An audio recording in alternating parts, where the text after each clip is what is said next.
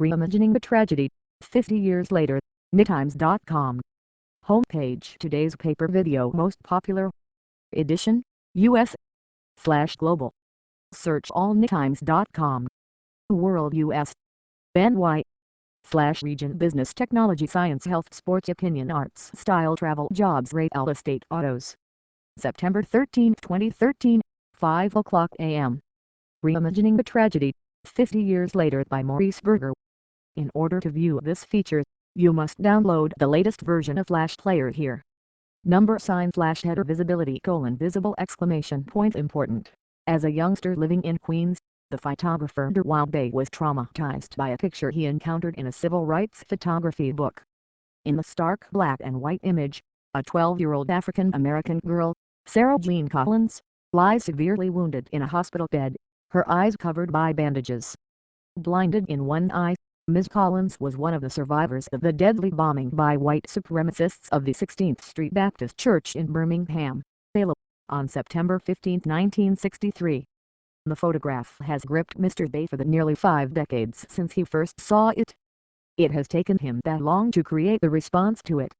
With the Birmingham Project, an exhibition of large-scale diptychs and a video at the Birmingham Museum of Art, his response has found its form, in time to commemorate the 50th anniversary of the bombing on Sunday. 6 children died on that day, including 4 girls in the blast, which occurred as they prepared for Sunday school. Denise McNair, 11, and Abby Mae Collins, Sarah Jean's sister Carol Robertson, and Cynthia Wesley, all 14.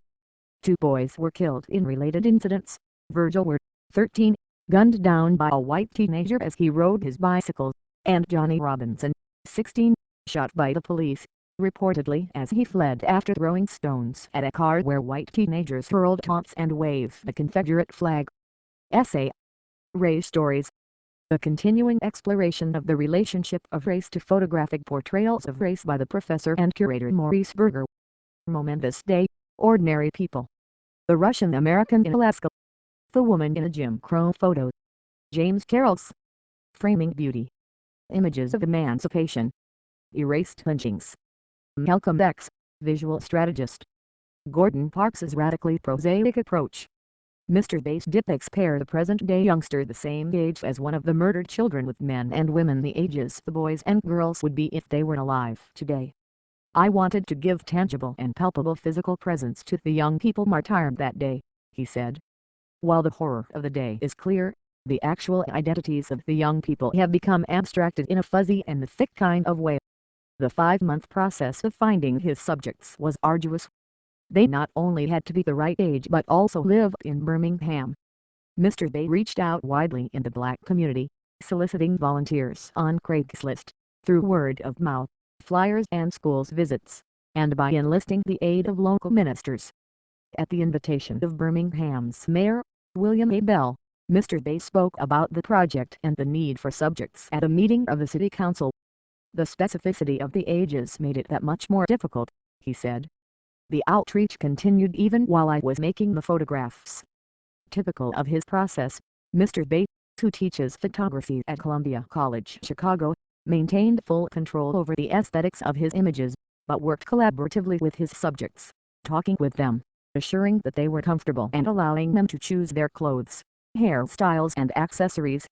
Derwent Bay, all rights reserved. Trenton Williams and Willie Robinson. The portraits are set in 2 locations, the Birmingham Museum of Art and the Bethel Baptist Church.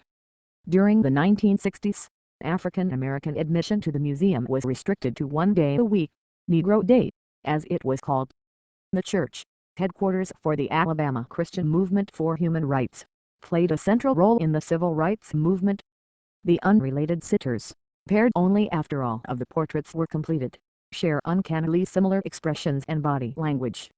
The decisions about which individual photographs to place together, Mr. Bay said, had to do with how they related in a number of different ways, whether gestural or expressive, through disposition or some other personal aspect that would make each resonate more forcefully in relation to the other. This resonance intensifies the poignancy and emotional impact of the diptychs. Despite the half-century that separates them, the paired subjects speak to intermingled histories and shared destinies. Adults who help forge a path of acceptance and stability for African Americans.